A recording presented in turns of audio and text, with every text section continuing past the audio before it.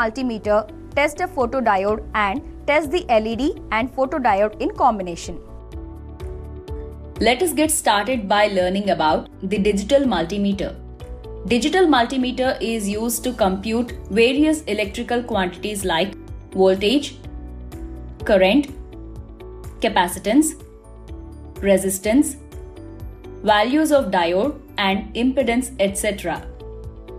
A digital multimeter is a diagnostic tool used by technicians and electrical engineers and combines the features of a voltmeter, ammeter, and ohm meter. It typically includes probes, clamps, or leads which are inserted into inputs on the instrument and then connected to the device under test to make a measurement. Before learning about the photodiode, let us first understand the PN junction diode. A PN junction diode is a piece of silicon that has two terminals.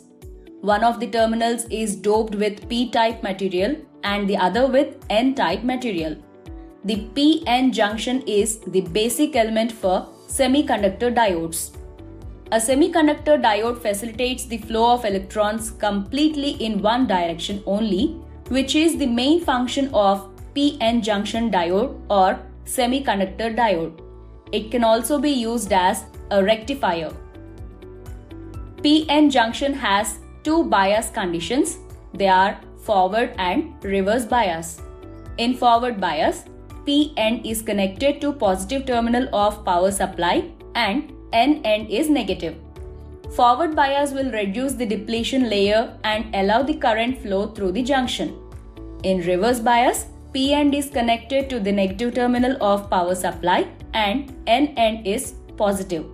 Reverse bias will enhance the depletion layer and block the current flow.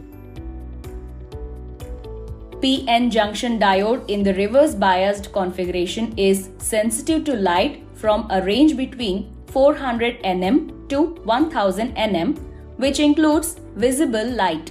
Therefore, it can be used as a photodiode. It can also be used as a solar cell. PN junction forward bias condition is used in all LED lighting applications. The voltage across the PN junction bias is used to create temperature sensors and reference voltages. A photodiode is one type of light detector used to convert the light into current or voltage based on the mode of operation of the device. It is very sensitive to light, hence when light falls on the diode, it easily changes light into an electric current. For example, the solar cell is a photodiode that converts solar energy into electric energy, though solar cell works only in bright light. Some photodiodes will look like a light-emitting diode.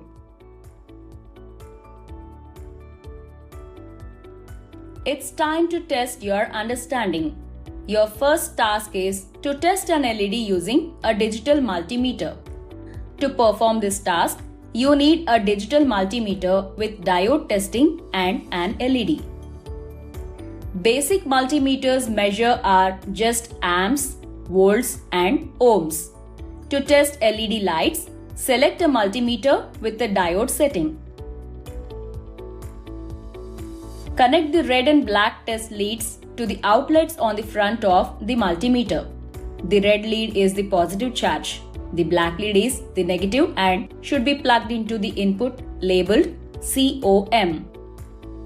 Connect the black probe to the cathode and the red probe to the anode.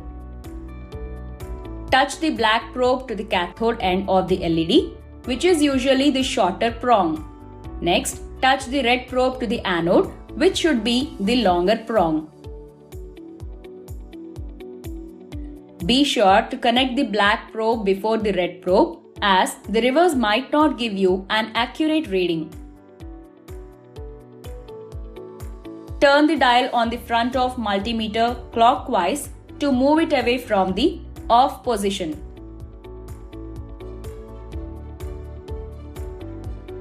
Your second task is to test a photodiode.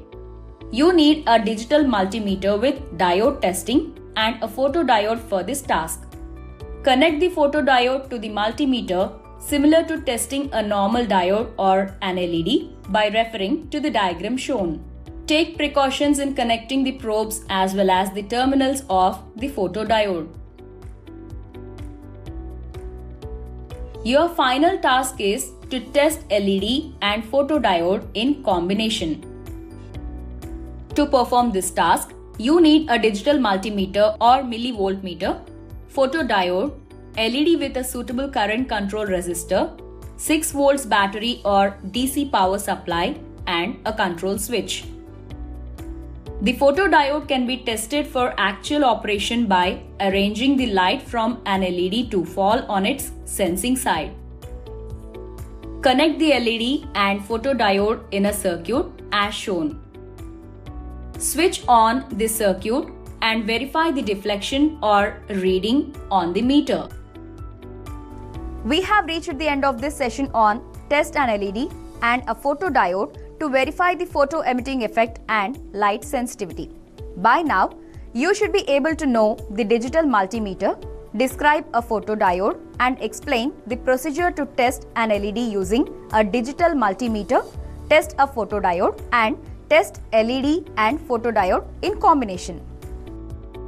In this session, we will learn how to test a photovoltaic cell or PV cell for different illumination levels and verify photovoltaic property.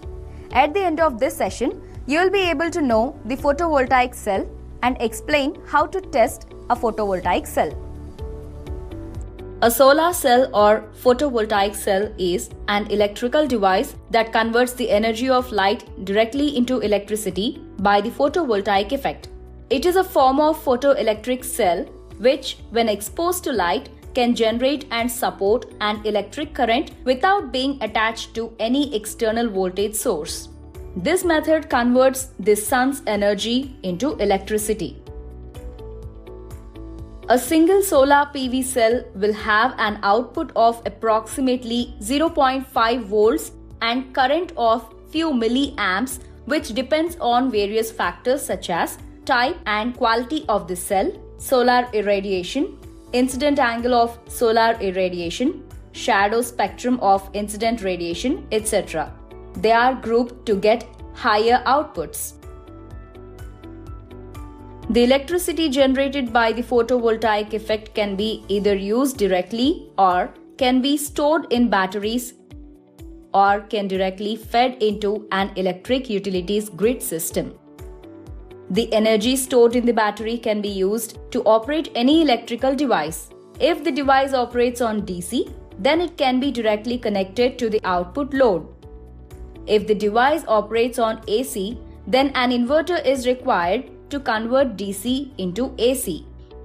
Main materials used to develop solar cells are silicon, cadmium tellurides, etc.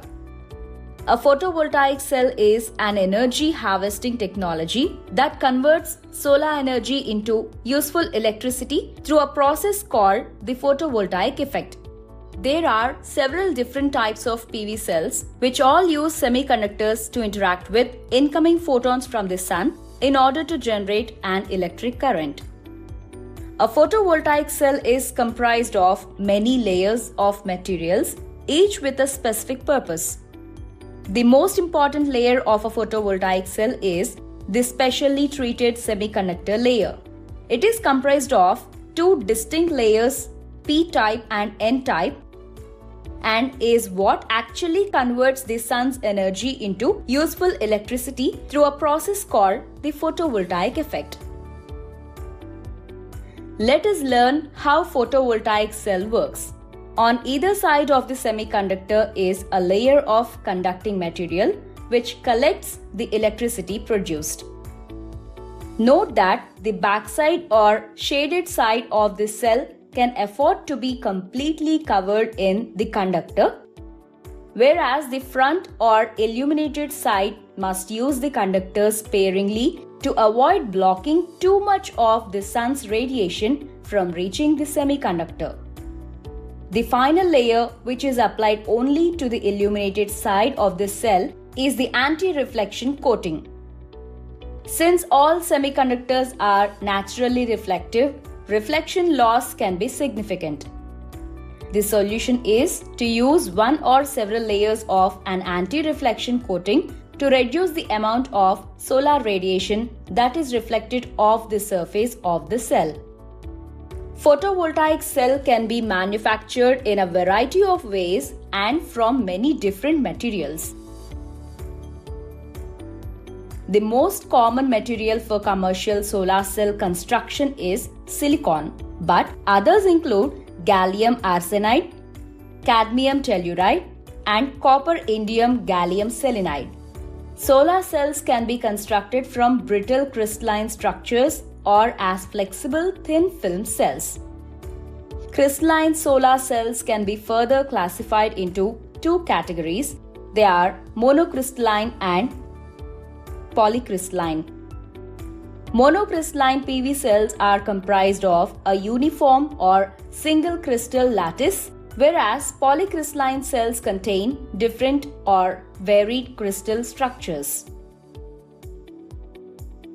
Now that you are familiar about the photovoltaic cell, let us do a task to test your understanding. To perform this task, you need a digital multimeter or millivoltmeter, a photovoltaic cell, 3.5 watts, 0.5 volts, 7 ampere, 4 numbers, ohm, 5 watt resistor, sunlight, and alternative light source with illumination control. Now, place the solar cells in direct sunlight and use a multimeter that measures both voltage and ampere. We have reached the end of this session on test a photovoltaic cell or PV cell for different illumination levels and verify photovoltaic property. By now, you should be able to know the photovoltaic cell and explain how to test a photovoltaic cell. In this session, we will learn how to plot IV curve for photovoltaic cell based on the illumination at constant temperature. At the end of this session, you will be able to know the IV curve for photovoltaic cell, describe the equipment solar simulator, explain the characteristics of solar cell, detail on the IV characteristics of PV cell for variation in the illumination and the load. Let us get started with the IV curve of photovoltaic cell. The solar cell IV characteristics curves shows the current and voltage IV characteristics of a particular photovoltaic cell, module or array. It gives a detailed description of its solar energy conversion ability and efficiency.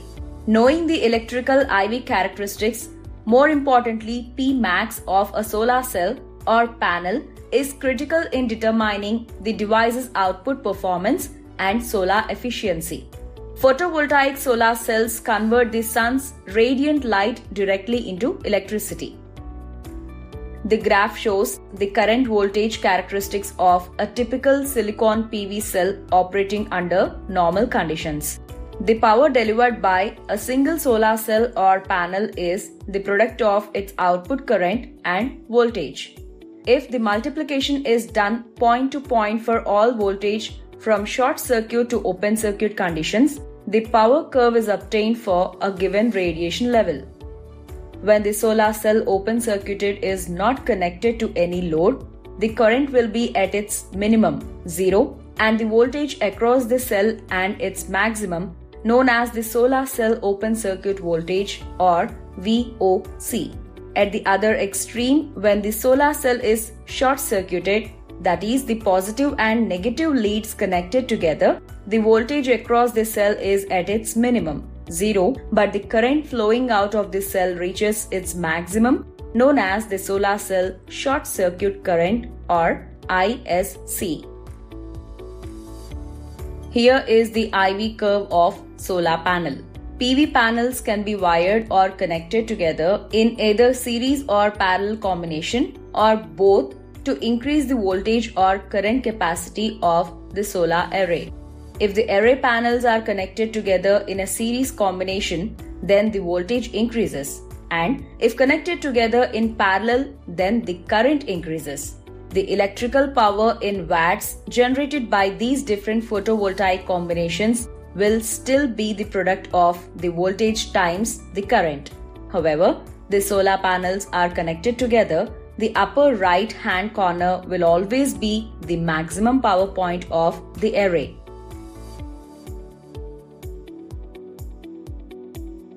A solar simulator is a light source that has specific quantifiable similarities to natural sunlight, namely in its spectral distribution and intensity.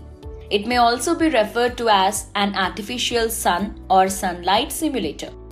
The solar simulator has special air mass filters and lamps to simulate the sun's solar spectrum. The purpose of a solar simulator is to provide a consistent, controllable source of illumination in a laboratory environment for testing any materials or processes that are photosensitive. It is time to test your understanding. To perform the task, you need solar energy meter and the solar simulator equipment. Your first task is to understand the lab equipment solar simulator. Study the lab equipment available in shop floor to learn the IV characteristics of PV cell. Go through the manual supplied along with the equipment to know the different controls used in it and their usage. Learn the do's and don'ts. Get familiar with simulation with solar lights properties. Remember, technical circuit inside and its functioning not required for your study of PV cell. Common features of this solar simulator should be: to simulate the sun, set of lamps are used as the source of light. To simulate the sun for its heat radiation, an electrical hot plate is used. To simulate east-west movement of the sun, the lamps are provided individual control. To simulate variation in solar irradiation, the intensity of the lamps need to be controlled. To simulate variation in temperature, the heat generated by hot plate needs to be controlled. The location of the solar PV cell is to be over the hot plate facing the lamps. A variable resistive load is required across the terminals of the solar PV cell to indicate actual load conditions. A set of digital, preferably voltmeter and ammeter, are essential on front side. Control of intensity and heat should be independent. Your second task is to study voltage, current and characteristics of solar cell. To perform this task, you need a solar simulation lab. Connect the solar simulator equipment to mains power supply and switch on. Set both the intensity control rotary switch of lamps at maximum position to get the full intensity. Measure the intensity using solar energy meter and record the observed value. Set the variable resistor load provided at high to simulate no load condition. Measure and record the voltage and current of solar cell at no load condition on display. The voltage displayed on voltmeter is open circuit voltage. Vary the load progressively downwards. Simultaneously measure the VI readings and record. The minimum position of load indicates the short circuit across the PV cell and hence the current will be highest. It is the short circuit current of solar PV cell.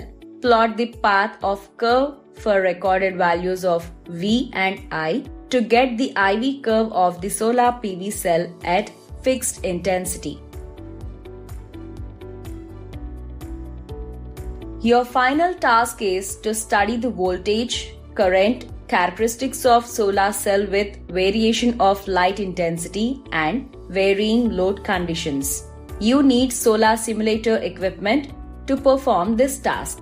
Connect the solar simulator equipment to mains power supply and switch on. Set both the intensity control rotary switch of lamps at maximum position to get the full intensity. Measure the intensity using solar energy meter and record the observed value. Set the variable resistor load provided at high to simulate no load condition. Measure and record the voltage and current of solar cell at no load condition on display. The voltage displayed on voltmeter is open circuit voltage. Vary the load progressively downwards. Simultaneously measure the VI readings and record the observations. The minimum position of load indicates the short circuit across the PV cell and hence the current will be highest. It is the short circuit current of solar PV cell. Repeat the above with reduced intensity at different levels. Plot a graph for each set of observations to get the IV curves of the solar PV cell. We have reached the end of this session on plot IV curve for photovoltaic cell based on the illumination at constant temperature.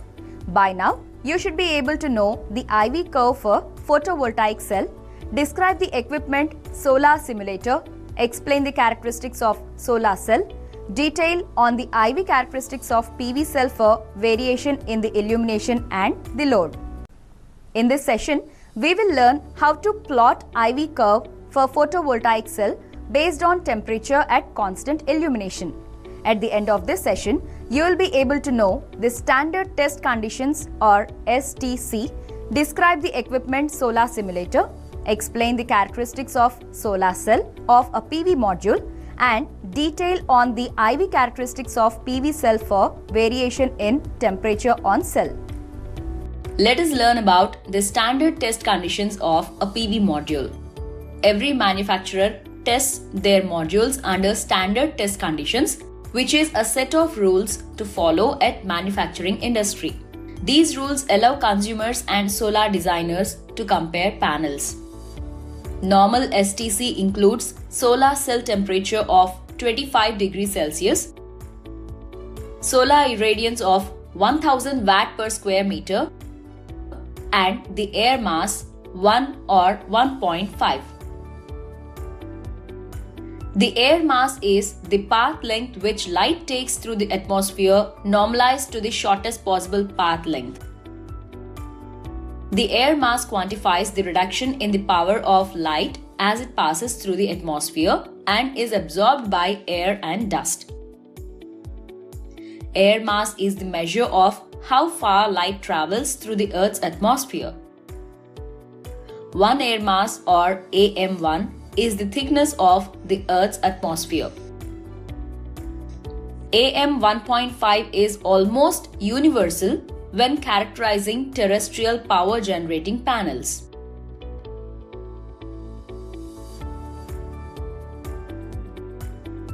A solar simulator is a light source that has specific quantifiable similarities to natural sunlight, namely in its spectral distribution and intensity.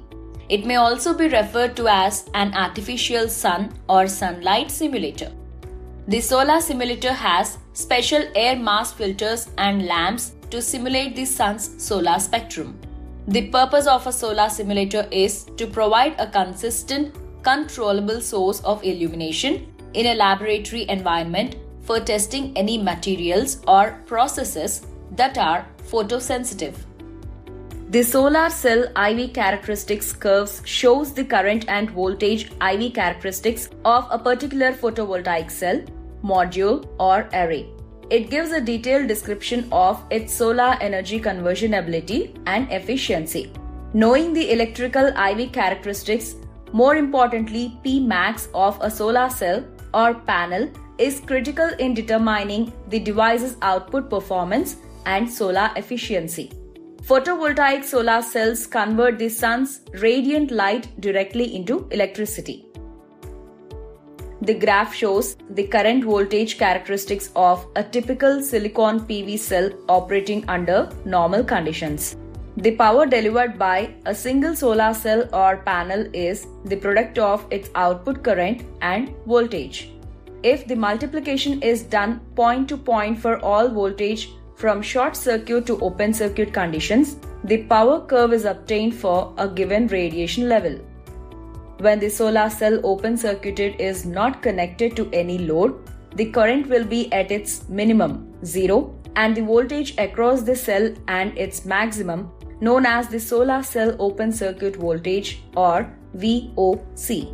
At the other extreme, when the solar cell is short circuited, that is, the positive and negative leads connected together, the voltage across the cell is at its minimum, 0, but the current flowing out of the cell reaches its maximum, known as the solar cell short circuit current or ISC. Here is the IV curve of solar panel. PV panels can be wired or connected together in either series or parallel combination or both to increase the voltage or current capacity of the solar array. If the array panels are connected together in a series combination, then the voltage increases, and if connected together in parallel, then the current increases. The electrical power in watts generated by these different photovoltaic combinations will still be the product of the voltage times the current. However, the solar panels are connected together, the upper right hand corner will always be the maximum power point of the array. Now, let us do a task to test your understanding on the concepts learned. You need solar simulator equipment, thermometer, and solar energy meter to perform this task. Your task is to study the IV curve for 3 different temperatures on solar PV cell with constant intensity. Connect the solar simulator equipment to mains power supply and switch on. Set both the intensity control rotary switch of lamps at maximum position to get the full intensity. Measure the intensity using solar energy meter and record the observed value. Measure the room temperature. Record the observations. Use the temperature controller and set a value little above room temperature. Set the potentiometer to maximum to get no load condition. Measure the voltage and current of solar cell at no load condition on display. Vary the potentiometer towards minimum. Measure the voltage and current of solar cell at full load condition on display. Record the observations. Repeat the steps above with temperature at still higher set value. Record the observations. Draw the graph for normal, higher, and much higher temperature values and compare. Record the observations. We have reached the end of this session on plot IV curve for photovoltaic cell based on temperature at constant illumination. By now, you should be able to know the standard test conditions or STC, describe the equipment solar simulator, explain the characteristics of solar cell of a PV module, and detail on the IV characteristics of PV cell for variation in temperature on cell. In this session, we will learn how to test photovoltaic cell in sunlight at various angles of inclination and direction. At the end of this session, you will be able to know the best direction for solar panels to face, explain the specific information on installation in fixed or variable angle of inclination of solar panels, and describe the working of PV cell or panel in sunlight at different angles and directions. Let us get started by knowing the best direction for the solar panel to face. The traditional advice is to position solar panels to be north facing or south facing, depending on the location in the southern or northern hemisphere respectively. This is because for those living in the northern hemisphere, the sun is always along the southern part of the sky as we complete our yearly orbit around it. Similarly, for those living in the southern hemisphere, the sun is always along the northern part of the sky as we complete our yearly orbit around it. Thus, the general best practice to date has always been to position solar panels facing south for places in northern hemisphere in order to capture the maximum amount of sunlight overall. Facing of the panel is towards south for locations in northern hemisphere, north for locations in southern hemisphere, and flat on equator. Generally, it's common knowledge in the solar industry that these south-facing panels should be tilted between a 30 and 40 degree angle. But this angle varies and is just about equal to the latitude of your home. how far north you are in relation to the equator. The reasoning behind this angle specificity is to ensure sunlight hits panels at a perpendicular angle, which produces the most energy. Now, let us learn how to adjust the tilt angles in solar panel by providing proper angle of inclination. The sun's path changes throughout the year. The days are longer during the summer, which means we get the most sunlight because of the sun's summer path. Hence, the solar panels are able to produce the most energy during the summer, and during the winter, the sun's rays are less direct because its path has changed. This is important because it may affect the slope of the solar panels. If we can adjust the tilt of the solar panels, even manually, they will be significantly more efficient.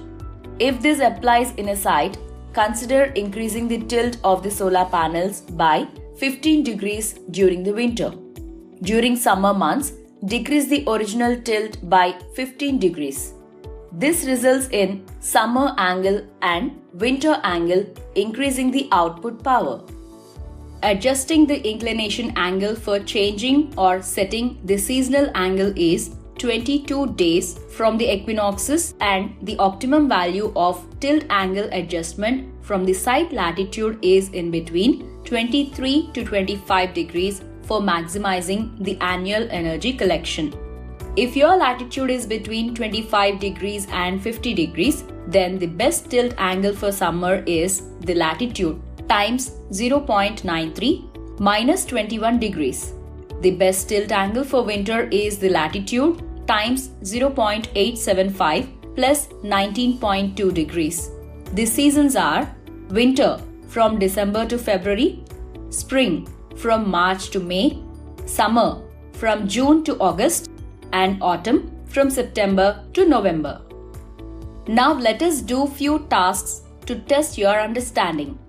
You need solar PV cell, voltmeter, ammeter, 5 ohm resistor, magnetic compass, spirit level, and clinometer. Your first task is to study the solar power generated in different directions. Connect the given components as shown in circuit. The light sensor of the solar energy meter should face in the same direction as the solar PV cell in each case of testing. Place the solar PV cell in sunlight. Locate the north pole using the magnetic compass. Keep the solar PV cell facing the north pole. Record the readings on voltmeter and ammeter and solar irradiation intensity. Rotate the facing of the solar PV cell by 90 degrees from north clockwise. Record the readings on voltmeter and ammeter. Continue to rotate the facing of the solar PV cell by 90 degrees from earlier position clockwise. Record the readings on voltmeter and ammeter. Continue to rotate the facing of the solar PV cell by 90 degrees from earlier position clockwise. Record the readings on voltmeter and ammeter. Compare the results. Your next task is to study the solar power generated in different angle of inclinations. The light sensor of the solar energy meter should face in the same direction as the solar PV cell in each case of testing. At any point of experiment, mind that no shadow falls on the PV cell. Connect the given components as shown in circuit. Place the solar PV cell in sunlight at flat surface. If mounted on adjustable plane, allowing different inclinations, more suitable, otherwise manually done. Check the spirit level shows flat surface parallel to the ground. Measure the angle using clinometer and confirm it shows 0 degrees. Keep the solar PV cell facing the south. Record the readings on voltmeter and ammeter and solar irradiation intensity. Lift the facing of the solar PV cell by steps of 5 degree from 0 degree. Record the readings on voltmeter and ammeter. Continue to change the angle of facing of the solar PV cell from earlier position towards south. Record the readings on voltmeter and ammeter. Repeat the above for some more angles. Compare the results. The angle that gives maximum solar power is the tilt angle for given location. We have reached the end of this session on test photovoltaic cell in sunlight at various angles of inclination and direction. By now, you should be able to know the best direction for solar panels to face. Explain the specific information on installation in fixed or variable angle of inclination of solar panels and describe the working of PV cell or panel in sunlight at different angles and directions. In this session, we will learn how to record specification of different solar panels and compare specifications to select a panel. At the end of this session, you will be able to know the specifications of solar panels, study the specification chart for solar panel and compare the specifications of different rated solar panels. Now let us learn about the typical specifications of a solar panel. The typical specifications include test certificate, manufacturer's test certificate and quality standard. Backside of the solar panel. In a designer approved single line diagram, these points are already considered and made available in SLD and part list. The technician can verify as far as possible the panels issued for installation or drawn from store shall have the information correct. Let us see the other features to be verified in the solar panel. ASTM is the standard spectrum or the type of light that shines on a solar panel. Production tolerance.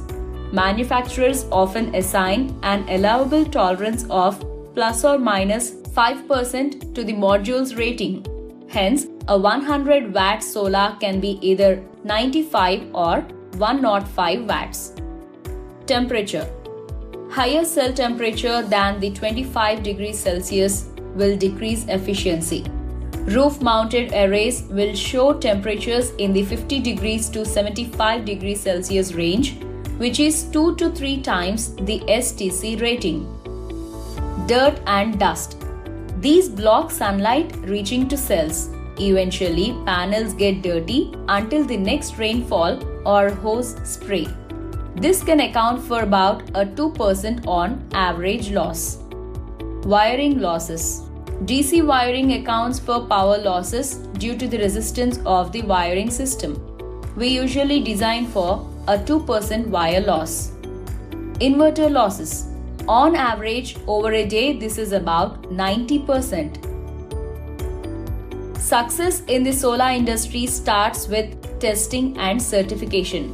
To thrive in the solar energy sector, manufacturers and retailers need to ensure that their products meet established quality and performance standards. This means demonstrating that their PV modules are robust and able to consistently deliver the guaranteed rated power reliably even under more severe climatic conditions. They must also be safe and durable, ensuring the system's high yield over the long term and still need to be commercially viable.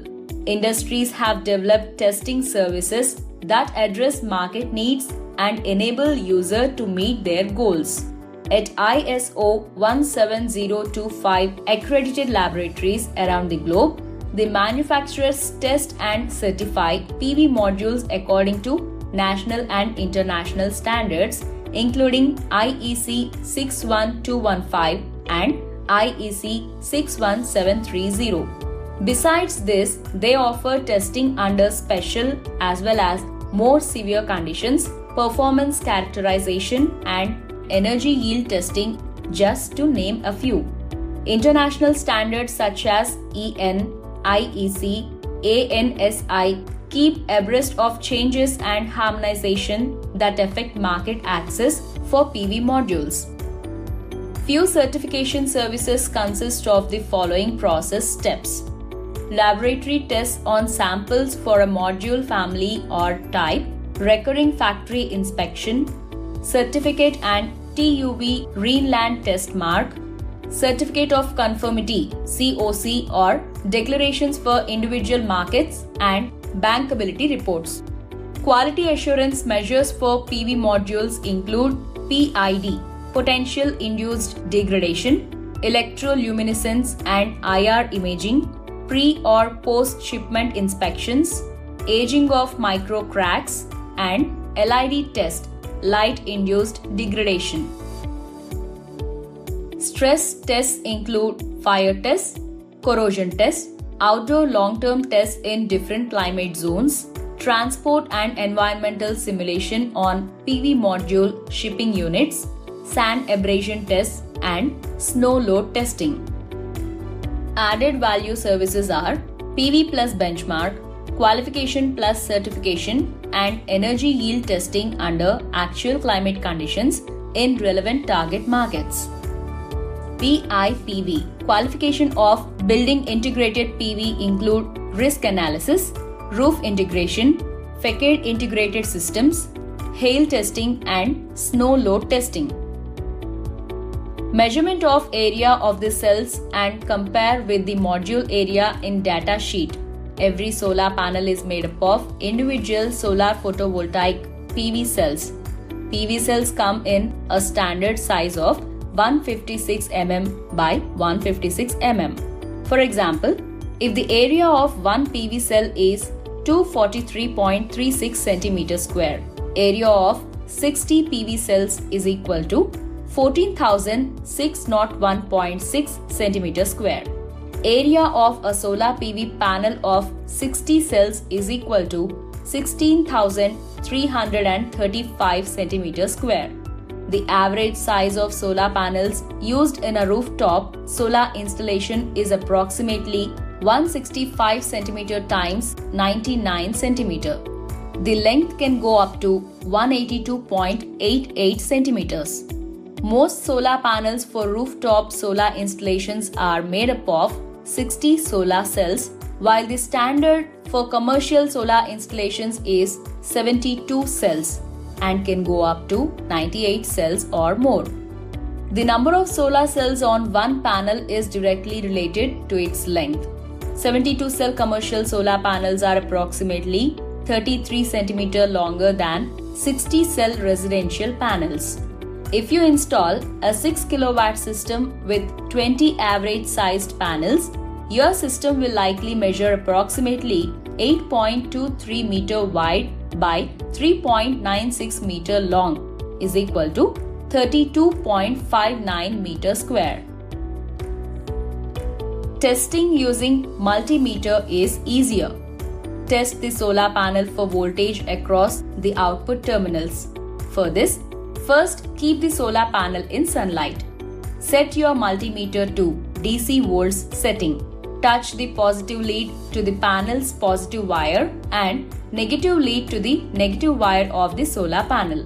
If meter reads selected range is low, rotate the dial to increase the range. Note the voltage displayed and compare it with VOC rating given on the back of the panel in the label. It should be close to VOC.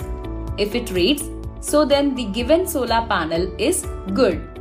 If it is not, then there is a problem with the given panel.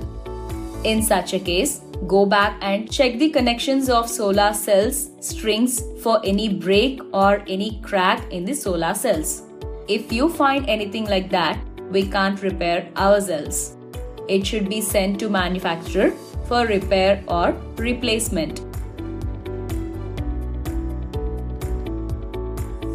Series connection. Solar PV panels connected in series are called string. Strings connected in parallel make an array. For a series connection, connect positive terminal of one panel to the negative terminal of other panel and so on. Then positive terminal of first panel is the positive terminal of the series path and negative terminal of last panel is negative terminal of the series path.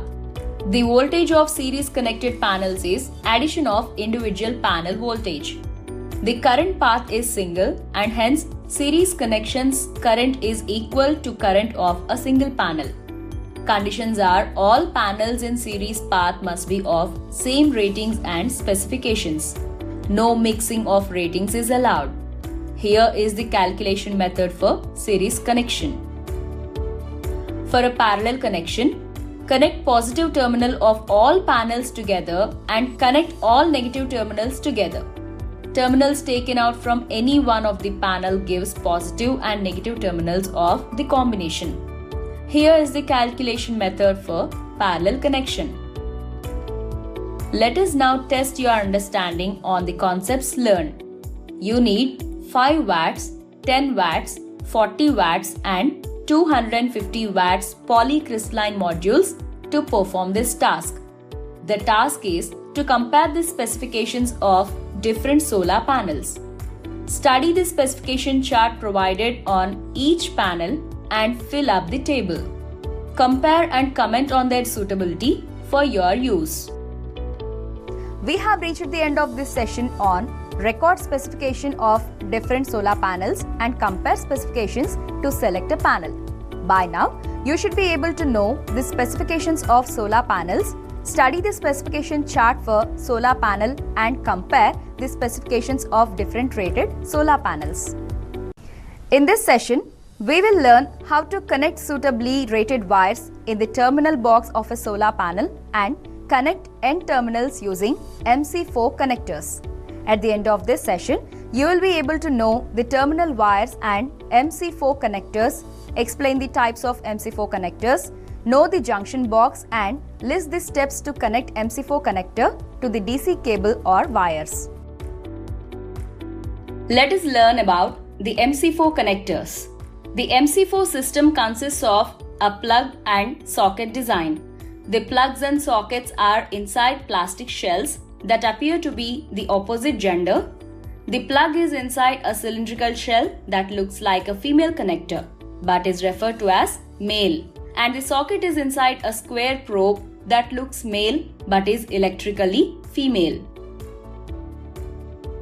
The female connector has 2 plastic fingers that have to be pressed toward the central probe slightly to insert into holes in the front of the male connector. When the two are pushed together, the fingers slide down the holes until they reach a notch in the side of the male connector, where they pop outward to lock the two together. For a proper seal, MC4s must be used with cable of the correct diameter. The cable is normally double insulated, insulation plus black sheath, and UV resistant. Most cables deteriorate if used outdoors without protection from sunlight. Connectors are typically attached by crimping, though soldering is also possible. The MC4 connector is rated at 20 amperes and 600 volts maximum, depending on the conductor size used. Standards allow 1000 volt versions. A general MC4 connector specification includes manufacturer name, rated for say 30 amps max, the connector itself, not the wire, rated for say 1000 volts max, and rated temperature range say minus 40 degrees Celsius to plus 90 degrees Celsius, minus 40 Fahrenheit to 194 Fahrenheit. Due to the locking mechanism of the MC4 connectors, they will not come unplugged and are well suited for outdoor environments. The connectors can be separated, but it requires a special MC4 unlocking tool. In a series connection, the modules are wired together by connecting the positive lead on one module to the negative lead on another module. The male connector will snap directly into the female connector. This increases the voltage of the circuit. If the modules are rated for 18 volts at maximum power VMP, then 2 of them connected in series will measure 36 VMP. If 3 modules are in series, the total VMP would be 54 volts. The current at max power IMP will be constant when wiring a series circuit. A device called a PV combiner box is used for paralleling more than 2 modules or paralleling strings of modules. The combiner box will be performing the same function of the multi-branch connectors but for more than 2 panels. The total number of modules that can be combined will depend upon the electrical rating and physical size of the combiner box and also on the PV design. Further, the technician should know how to select and use MC4 extension cables. Each wire located inside a 4 mm cable works as a conductor, and the cable is comprised of multiple such conductors. Solar wires are made from a sturdy material such as copper or aluminum. These materials provide reliable connectivity and the ability to transfer electricity from the solar panels to the home. Let us learn the steps to connect MC4 connector to the DC cable. Requirements are male and female MC4 connectors, 4 mm solar cable, wire crimps, and wire strippers. Set up the connectors. Mark the distance and decide on the length of the cable so as to join all MC4 connectors together. Crimp male connector. Take the cable and put a small bend on it to ensure better surface contact within the crimp. Strip the cable insulation by a small amount in order to expose the wire for crimping.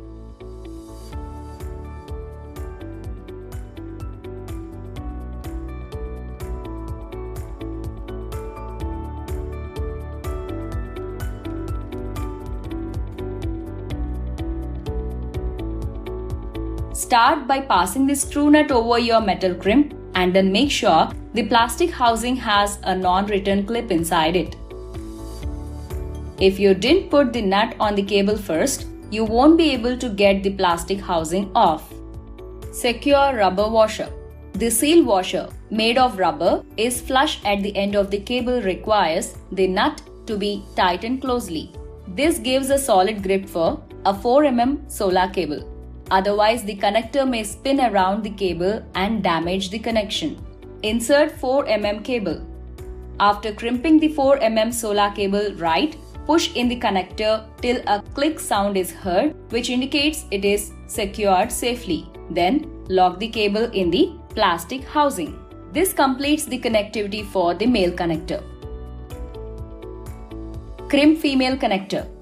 Crimp the female connector the same way as it was done for the male connector. Connect the cable. At this stage, you only have to insert the cable. Pass the screw nut over the cable and check the rubber washer again.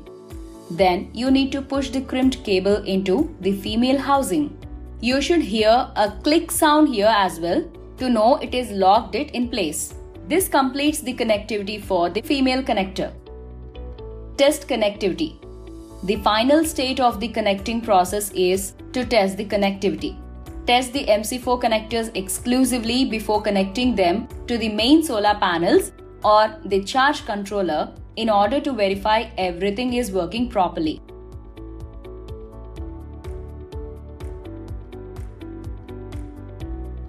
An array junction box is used to connect the photovoltaic strings in parallel. The combined DC power is fed to the photovoltaic inverter. It includes photovoltaic string protection, overvoltage protection, and a DC output switch isolator. The AJB can be customized for different configurations based on the number of strings of solar panel modules used in the layout. AJB have the following components: enclosure, PV fuses, surge protection device, DC disconnect or isolator, and cable glands or connectors. These are the protection devices in an AJB. It is time to test your understanding. To perform the task, you need MC4 connectors, DC cables, wires, tools kit with crimping tool and soldering iron, 25 watts. Your task is to connect wires or DC cables to MC4 connectors. DC volt more than 70 volts prove very dangerous. Once solar panels are exposed to sunlight, they start generating DC volt. Study the pictures to familiarize with assembly parts of MC4 connectors. Practice connecting the MC4 connectors on red and black DC cables suitably selected. Practice extension of solar panel output wires as per requirement. Where panel terminal junction box do not have OEM output cables, select suitable color-coded cables and on one end MC4 connectors. On another end, solder to the relevant terminals on the panel junction box.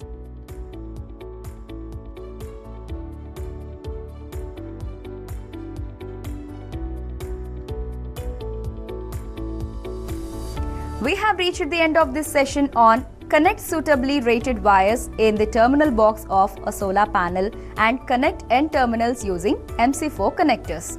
By now, you should be able to know the terminal wires and MC4 connectors, explain the types of MC4 connectors, know the junction box and list the steps to connect MC4 connector to the DC cable or wires.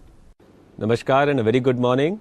I'm K.K. Mishra from Ministry of Power, Government of India, and I'm here to discuss and talk about the various initiatives taken by Government of India, Ministry of Power regarding digital initiatives. This is a creation of an ecosystem which enables consumer not only to facilitate the